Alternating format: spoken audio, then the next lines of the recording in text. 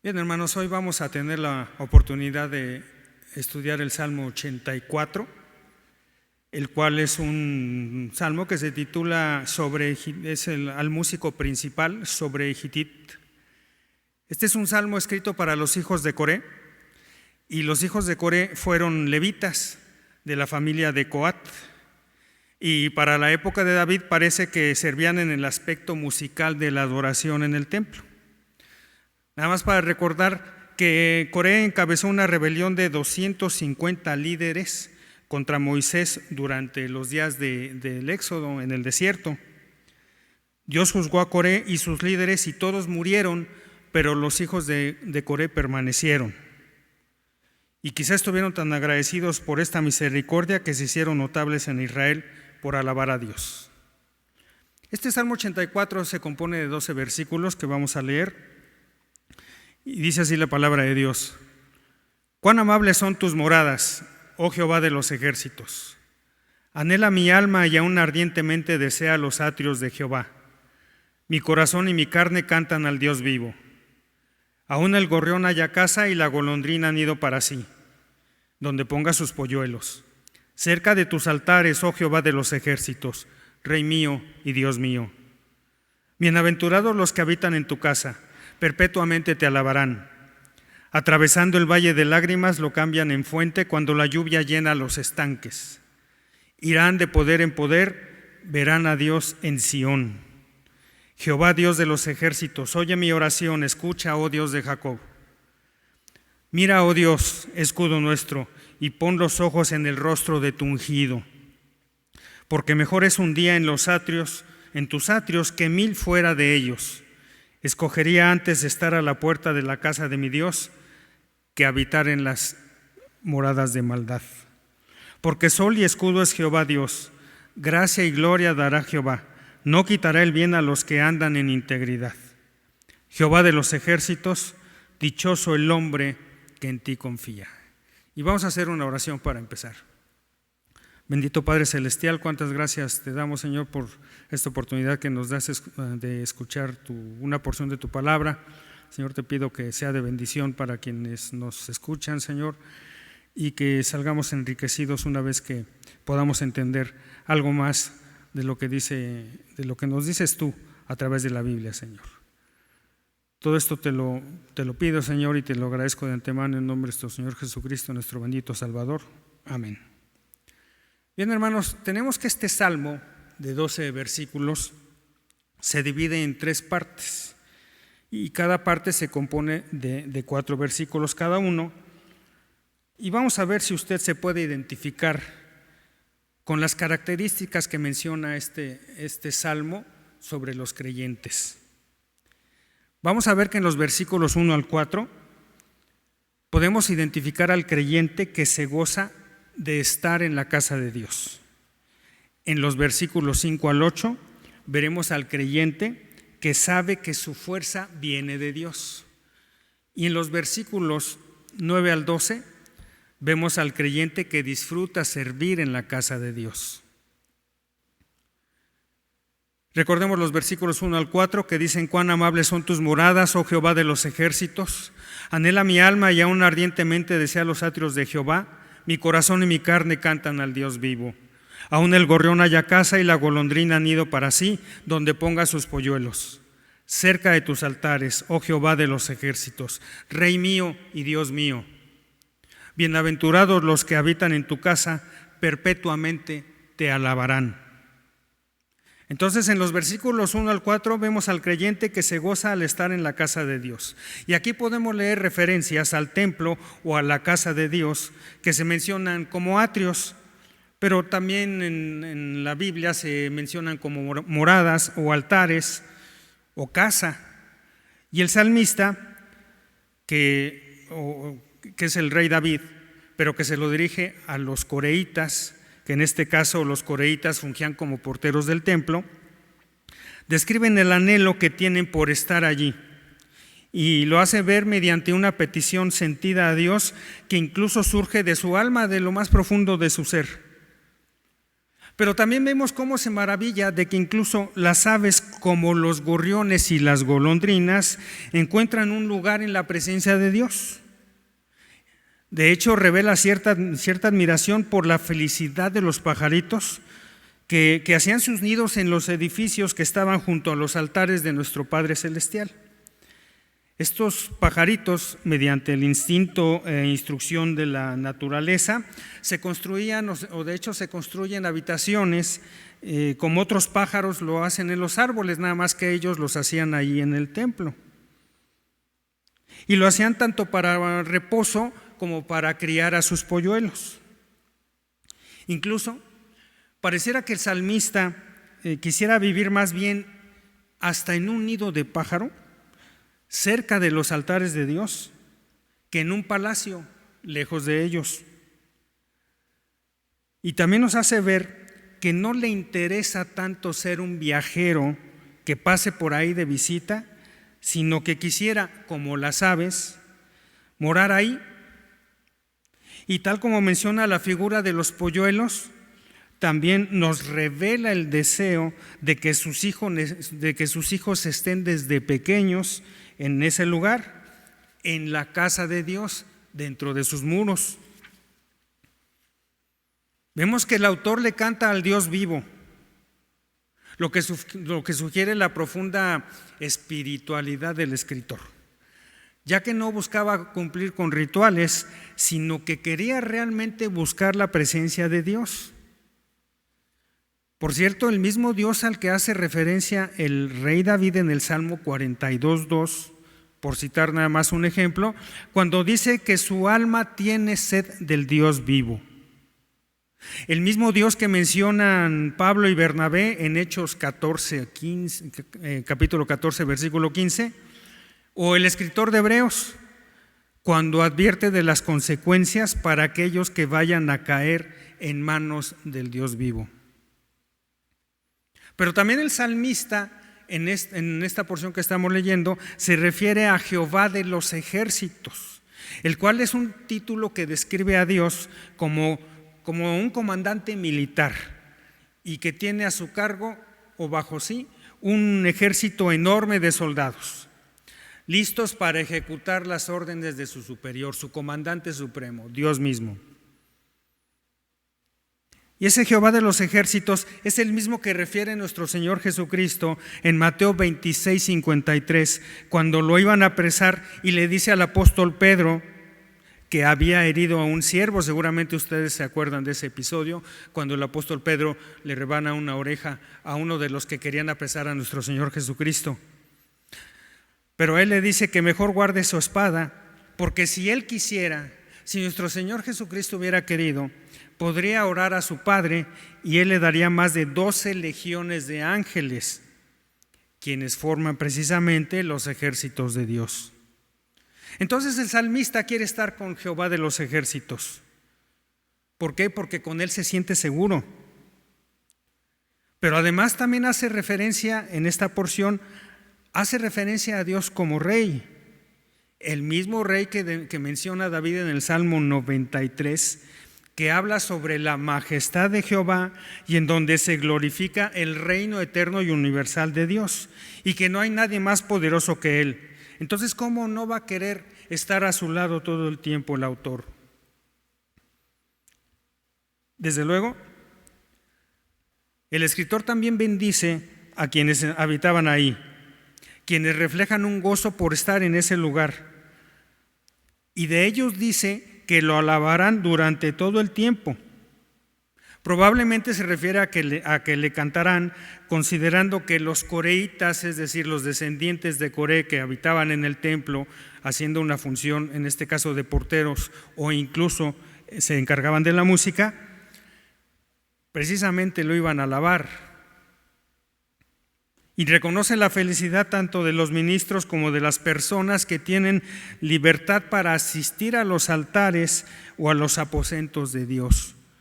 Aunque en ese entonces los bienaventurados, por decirlo de alguna forma, eran los ministros, los sacerdotes también y los levitas, que tenían su residencia alrededor del tabernáculo y estaban en sus turnos los empleaban en el servicio.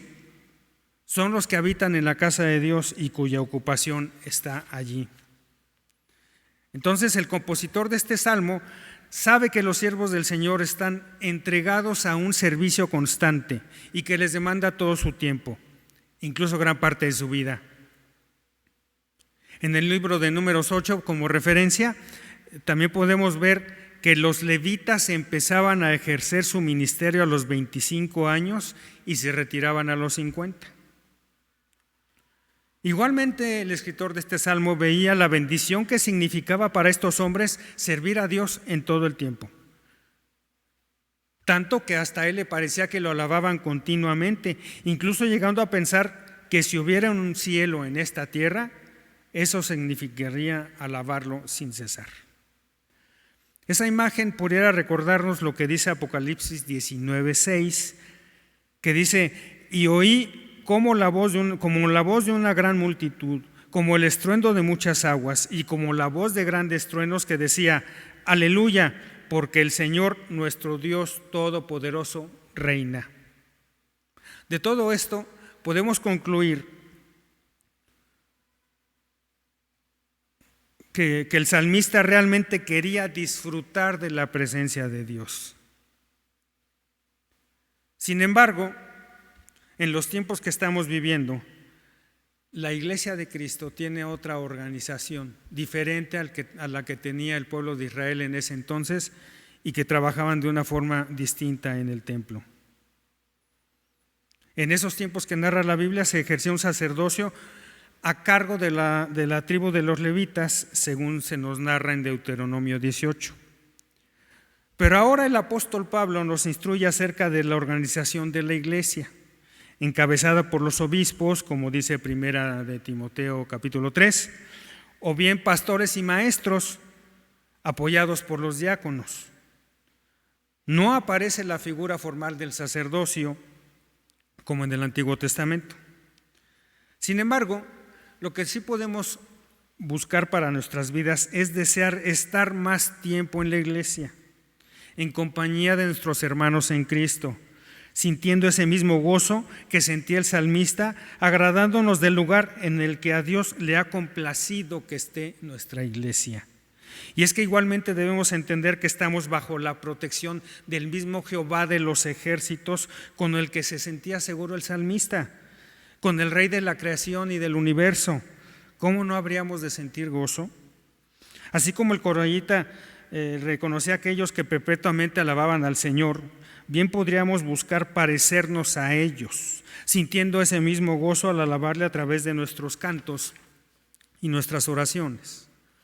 No estamos en el templo de Israel, pero gracias a Dios que tenemos una iglesia en donde rendirle tributo al Creador todos los días sí se puede hacer. Ahora vamos a conocer al creyente que reconoce que su fuerza viene de Dios en los versículos 5 al 8. Bienaventurado el hombre que tiene en ti sus fuerzas, en cuyo corazón están tus caminos.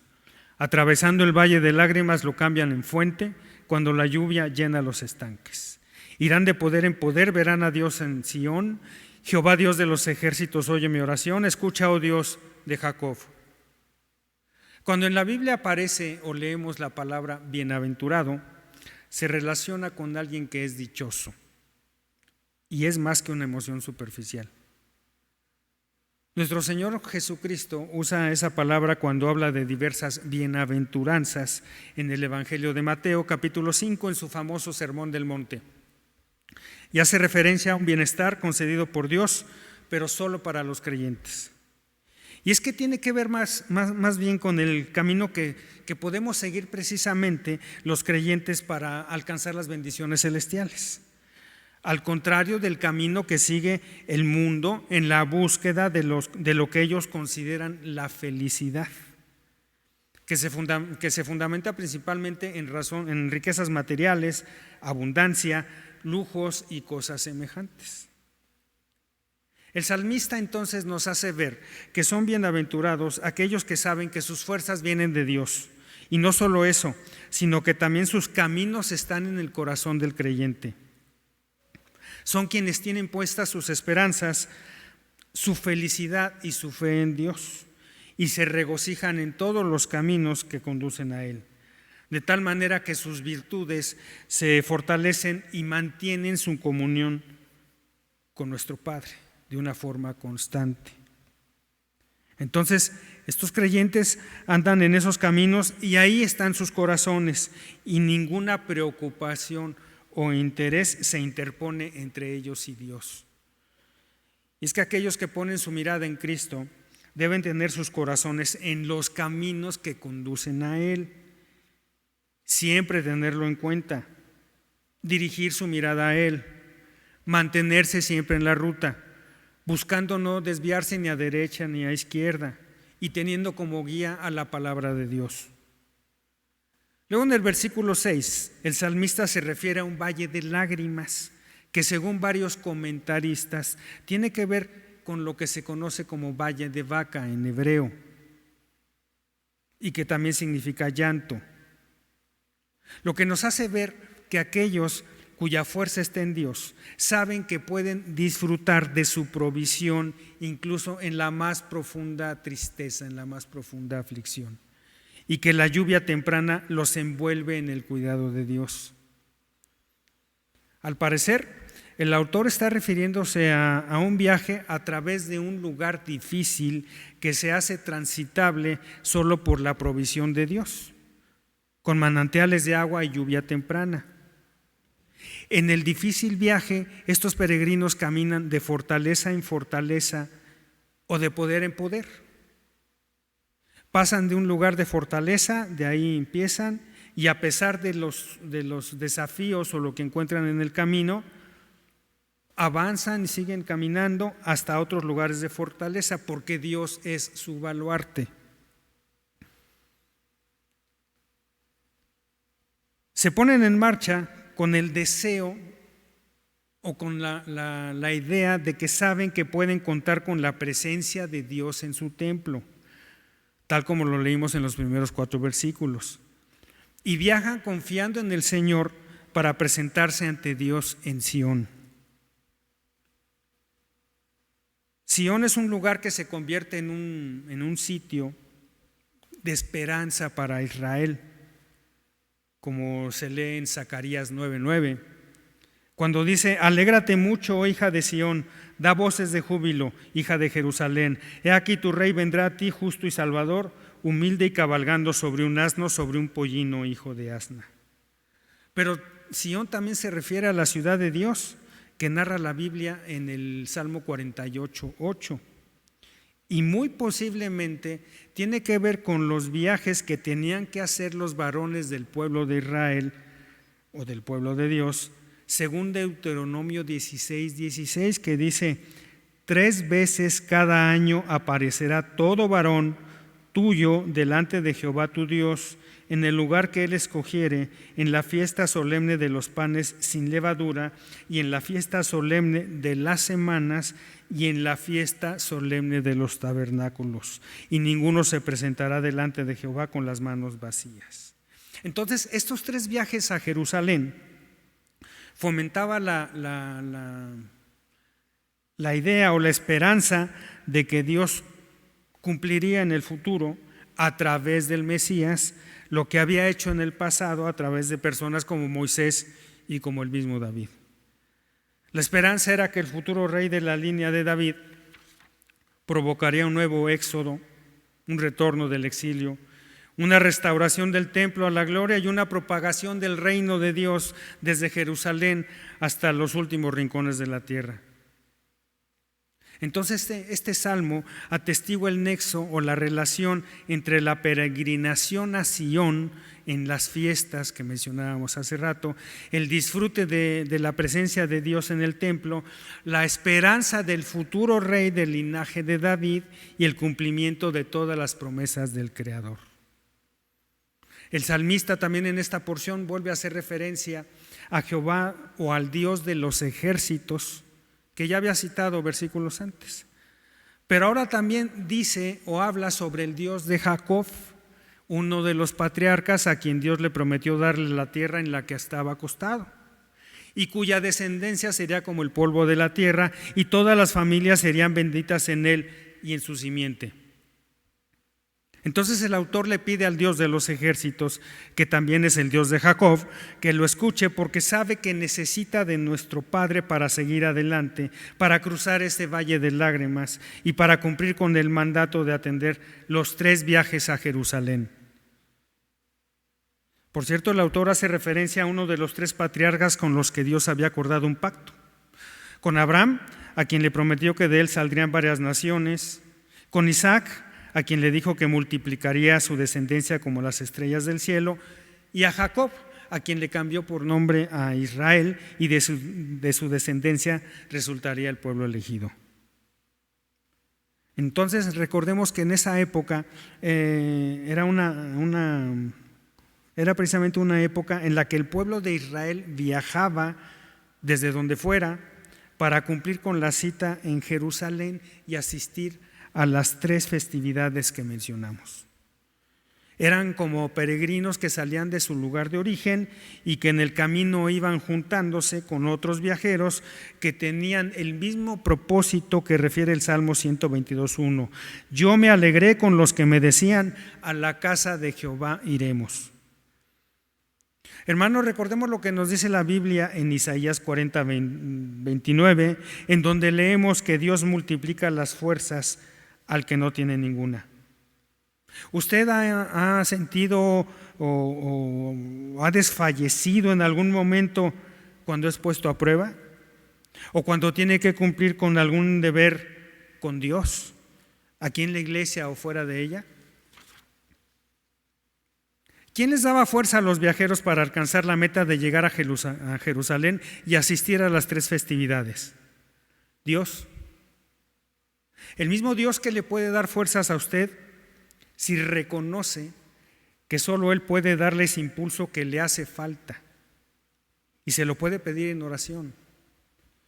Incluso recuerde lo que dice Filipenses 4:6, en donde leemos que le podemos dar gracias a Dios y le podemos dar a conocer todas nuestras peticiones precisamente con una acción de agradecimiento. Así que le hacen falta fuerzas, hermano o hermana. Bueno, pues ya sabe de quién depender y cómo pedírselas a Dios. El apóstol Pablo reconocía sus debilidades, pero al mismo tiempo sabía que podría ser fuerte. Aún en necesidades, aún en afrentas, en persecuciones, en angustias, como dice 2 Corintios 12:10. Entonces acuda a Dios y recuerde que Él le puede hacer fuerte. Y finalmente vamos a ver al creyente que disfruta servir en la casa de Dios en los versículos 9 al 12.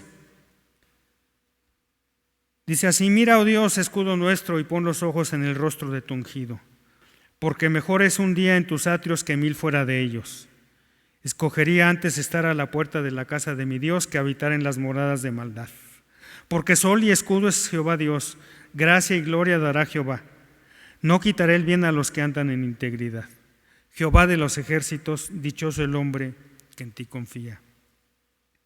Recordemos que en Génesis 15:1 Dios le dice a Abraham que no debe de temer, porque Él es su escudo. Y en este salmo el autor reconoce esa cualidad del Creador, al mismo tiempo que le pide que voltee a verlo a Él como ungido, es decir, como separado para cumplir con algún ministerio o función, así como se estilaba en la antigüedad. Tal como fue el caso de, por ejemplo, de Eliseo, que fue ungido para ser profeta, como dice 1 de Reyes 19:16. Cuando el salmista habla de estar un día en sus atrios, hace referencia al servicio que le ofrece o que le ofrecía a Dios en el templo. De hecho, podemos leer en 1 de Crónicas 9:19 que Salum, hijo de Coré, hijo de Biasaf, hijo de Coré, y sus hermanos los coreitas por la casa de su padre, tuvieron a su cargo la obra del ministerio, guardando las puertas del tabernáculo, como sus padres guardaron la entrada del campamento de Jehová. Recordemos entonces que la familia de Coré se dedicaba a ejercer el oficio de portero. Y el salmista por eso dice que siempre va a elegir estar en la puerta del templo y que no buscaría estar en lugares de pecado a merced de los deleites del mundo. No importa que el ser portero fuera un oficio humilde, en donde nada más estaba al tanto de quién llegaba y quién salía. Pero acuérdense también que ese lugar era el sitio en donde se colocaba a la gente necesitada a pedir limosna, como dice Hechos 3:2, en donde leemos que ponían a un hombre cojo de nacimiento cada día a la puerta del templo para que pidiese limosna. El salmista también sabía que no nos vamos a perder en las mejores cosas de la vida por negarnos a los placeres pecaminosos que nos tientan a alejarnos de Dios. Sobre todo si recordamos que el Señor no retiene nada bueno a quienes caminan en integridad y sobre todo confían en Él, según vemos en el Salmo 84:12, que dice: Jehová de los ejércitos, dichoso el hombre que en ti confía. Entonces enseguida el salmista repite la idea de que Dios es su escudo, pero le añade la figura del sol, que en la vida real es un elemento vital para nosotros, que contribuye al florecimiento de la vida y que nos ilumina en los caminos. Pero igualmente nos recuerda que Dios nos otorga la gracia, que se comprende como todos aquellos favores, o sea, la gracia se comprende como todos aquellos favores que recibimos de parte de nuestro Padre, pero sin que tengamos merecimiento alguno. Es decir, se trata de algo gratuito y generalmente inesperado. La gracia también es un honor que pone Dios sobre nosotros al adoptarnos como hijos, ya que por gracia somos salvos, según Efesios 2:8. Él es el Padre que ha preparado para nosotros una herencia especial y que solo está reservada para los creyentes, ya que nosotros le servimos, como dice Colosenses 3:24, sabiendo que del Señor recibiréis la recompensa de la herencia, porque a Cristo el Señor servís, tal como lo hacía el salmista en la puerta del templo. Y cuando se refiere a los que andan en integridad, es aquellos que no tienen mancha moral, pero que también son quienes adoran a Dios en espíritu y en verdad, según Juan 4, versículo 24. Y además lo hacen con sencillez y sinceridad que viene de Dios. Finalmente, el autor vuelve a referirse a Jehová de los ejércitos, tal como había iniciado este salmo, pero agrega una idea final, que aquel hombre que confía en Dios será dichoso, es decir, bendito, será bienaventurado. En la actualidad, hermano, hermana, tenemos muchas oportunidades de servir en la iglesia y lo hacemos porque tenemos a un escudo que nos protege, que es Dios, que nos nutre como el sol le hace a la tierra y a todo lo viviente. Y es que como creyentes preferimos estar sirviéndole el mayor tiempo posible, sin caer bajo el poder seductor del mundo y sus atractivos, porque además sabemos que Dios nos seguirá otorgando su gracia aunque no merezcamos nada. Y porque además en Dios tenemos a un juez justo, gracias a lo cual sabemos que seguirá favoreciéndonos si seguimos en sus caminos y seguiremos recibiendo bendiciones si continuamos confiando en Él. Pero aun si usted no ha recibido a Cristo como Señor y Salvador de su vida, este es el momento en que Cristo le pide que se arrepienta de sus pecados, como dice Marcos 1:15, y que reconozca que Él es el único que le puede salvar de una condenación eterna, según leemos en Mateo 25:46. Dios le puede impartir su gracia y perdón para que se goce en una vida eterna y para que se sienta pleno sirviéndole, teniendo la seguridad de que teniendo al Espíritu Santo en su vida, le va a resultar mucho más fácil andar en integridad y va a depositar cada vez más o en mayor medida su confianza en Él. No desaproveche, Dios le está llamando, así que si no lo ha hecho, es el momento en que se rinda a Él. Amén, hermano.